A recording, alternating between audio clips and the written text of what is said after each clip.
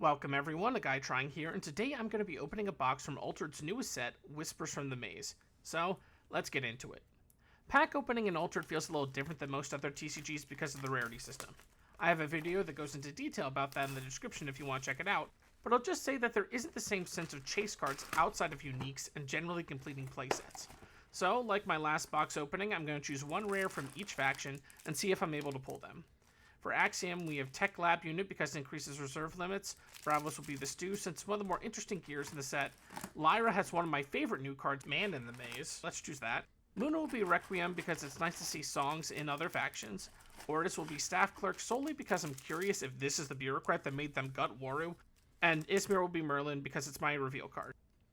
I'm starting with the 5th pack from the top in the middle column because one of my locals want to shout out that pack for some reason. So, Chris, this one's for you. Let's see, we got some of our commons. Yeah, I'm going to go quickly through. Oh, hey, look. There's Staff Clerk. We already hit one of our targets, so Chris, good on you for shouting out this pack. I think I'm mainly going to go through the commons pretty quickly, not show them off that much. I am hoping to see if we can get a full playset of commons in the box. Last time, we were able to get all but 2 of the commons as playsets. Got some nice rares here. Flore was almost one of my picks, but I really wanted one of each type of card, so I chose a spell. Also be setting aside the Tumult track, seeing if we can get each one of those. If we can make a full track like we did last time. I like that we have the foilers on the back of on the back of tokens now. It just seems like, oh, hey, look, is this? Wait a minute, let me see. Oh my god. The gold in the corner there made me think that this was a unique because it was sort of shining around the cost, but nope, it's just a regular rare, I guess. My bad. Anyway, I like the foilers being on the back of tokens. You know, the foilers were just sort of taking up space. But now, presumably, we're getting more foilers than we were before. And they're not just wasted paper. You can still use them as tokens. And sorry, my camera was a bit out of focus. I think also what I'm trying to see is if we get any duplicates of, oh look, our first unique, Ephrin, Puppet Master, Sierra's father. This is pretty interesting. I mean, Scout 2, and then you can return a card with support. Yeah, they might see play.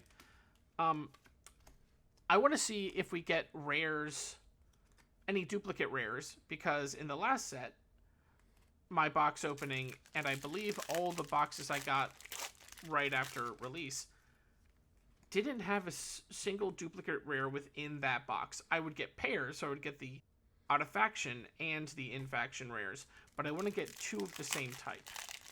I'm wondering if that's on purpose or if it's a collation thing. We'll see if that trend continues with this Merry Reunion, which is, you know, that's showing Sierra and her father Ephrin meeting again. I'm really excited about the cards in this set. Trial by Frost, I was also really excited for. Maybe I'm just really excited easily. But this set has some interesting new mechanics, especially my favorite aspect of this game is the reserve and support abilities. It's why Fen is one of my favorite heroes to play. I think that the continuous passive abilities, since the first set, I was hoping that we might get different types of support abilities.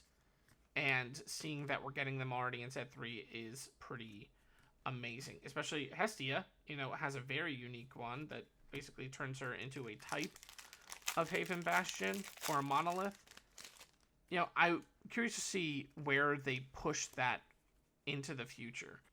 If they will eventually make it so we have even more types of support abilities. I think they had mentioned that there were initially some other types of support abilities that tapped to give some benefit, and they ended up being more just like permanents that were in your reserve that could be sabotaged. Those might be too powerful, but even these continuous supports... Oh, hey, look, we got another unique Sap Sniffer. Augment any number of target cards in play or reserve. When a card goes from your deck or reserve, target character other than me in reserve gains 1 boost. That could be usable. Augmenting anything is pretty cool. Proliferate from Magic if you play that. I think that the wording of augment makes me wonder if we'll see any negative counters in the future. Sort of banes instead of boosts. -1, -1, -1s. If we do... Oh, look. Our third unique pretty quickly here. Pretty quick succession. We're hoping to get at least 5. You know, if we get more, I won't say no. This one seems okay. Nothing necessarily amazing about it. Could be usable. Yeah, we're really just hoping that we don't get only 4 uniques. Which, at this rate, you know, we already have 3.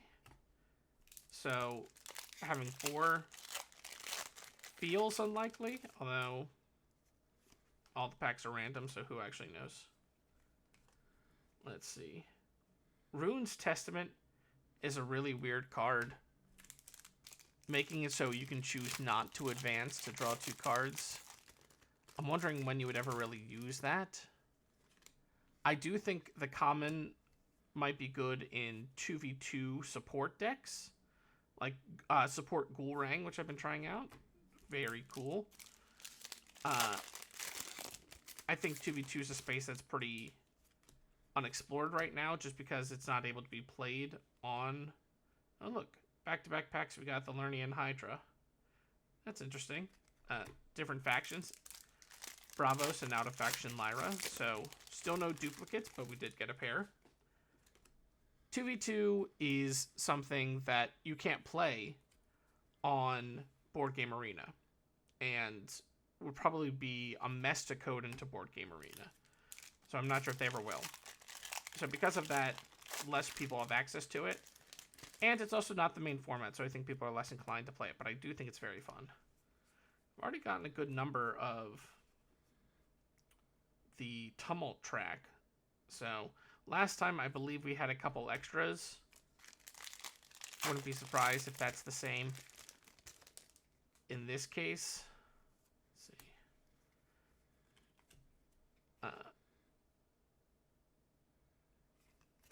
I think that the way they're going about... Trial by Frost added some new mechanics to the game, and I think exhausting the reserve was very cool. Sort of mini sabotage, and the way you added synergies with that. So it was advancing the game, but not overwhelming the game in the second set, which is good. Whispers from the Maze seems to be pushing new mechanics a lot more. And pushing the design space, which is great. I love seeing that. Did we get 2 Luminous Swarm back to back? If not, like in pretty close succession. Still, not duplicates, but pairs. The in-faction and out-of-faction rares. And Wayfarer, again, pretty close to each other. Little Mouse is great, finally giving Sabotage to Muna. Which they really needed, so. But still in the Muna sense where they have to give their opponent something. Oh, and we got Stu in Muna. How fitting, given the conversation. Muna is very interesting because it doesn't really have the same sense of removal as other factions. You know, it's more about giving, I guess, and being powerful because you're giving something. Oh, Scribbling Starfish. Not only do I love that art, I love that card. Draw a card. It was almost, if Merlin wasn't my reveal card, Scribbling Starfish probably would have been the card I was aiming for in... Oh, there's Merlin in common. So let's see. Ooh, okay, so this is our 4th unique. So we've hit the floor, basically. Still see if we can get a couple more uniques. Nothing really spectacular about that one, but still cool to get one. You know, it does let you put cards into your... Oh, and we got the Bravos Stew. So we got both sides of that card, both rares. Still no duplicates as far as I can remember. Bliss Base. Oh, and Staff Clerk. Great. So we've now gotten both of those rares, the in faction and out of faction. So we've completed 2 out of our 6 target cards, but we haven't seen any of the others. Oh, Scribbling Starfish. I've chosen that one because that would have been completed as well. But, you know, we're getting down there in packs. Let's see if we can get another unique, which will bring us to 5, or any of our other pulls. Oh, and there's our 5th unique, Luminous Swarm. You know, costly, especially if you want to give it anchored, but does have a sort of repeatable boosting. Not sure if it'll really see play. Not much above 4 cost is seeing play, you know, as of right now.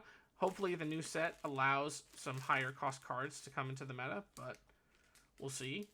It does seem that they're trying to allow that to happen, but lower cost cards are just so powerful given the priority and passing system. I believe this is our last pack, so let's get some last pack magic. Come on, Merlin. Unique Merlin if we can. And doesn't look like it, but hey, we still got a lot of great pulls. I'm going to clean this up and then come back and break down what we got in the box. Alright, so these are all of our commons. A lot, as you can see there. You know, we'll check and see a bit later if we were able to get a playset of each. These are all of our rares. We had 1, 2, 3, 4, 5 uniques. All interesting, couple maybe playable, couple not so much, but still nice to pull. And for our tumult, let's see if we can build a track. I think we'll be able to build at least one track given the amount of cards we got. And yep, there's one. Let's see, we have a couple more. Oh, we might be able to build, yes, we were able to build 2 full sets. I wonder if we got lucky or if that's guaranteed to happen. I don't know. These are the commons we did not get playsets of, so 5 up from 2 in the last set, but still pretty good on average. We got 103 rares, and 96 of them are pairs. Only 7 out of the 103 rares in our box didn't have their counterpart rare. Still no duplicates, but a lot of pairs.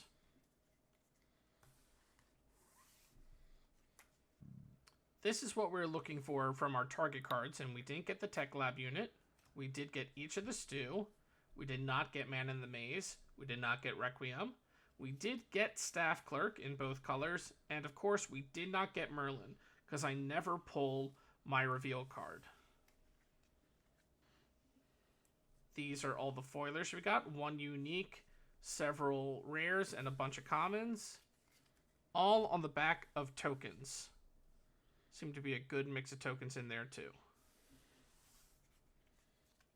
Thanks everyone for watching. I hope you found this entertaining in some way. If you did, feel free to like and subscribe. But if you made it this far, just know that I'm happy you stayed with me this long. Now that the full set's been revealed, I'm hoping to make some card reviews for next week, and I've already started brewing up some new decks to play once I have the cards to make them. If you're as excited for Whispers from the Maze as I am, let me know what you're looking forward to the most. That's all for now, but I hope we see each other again.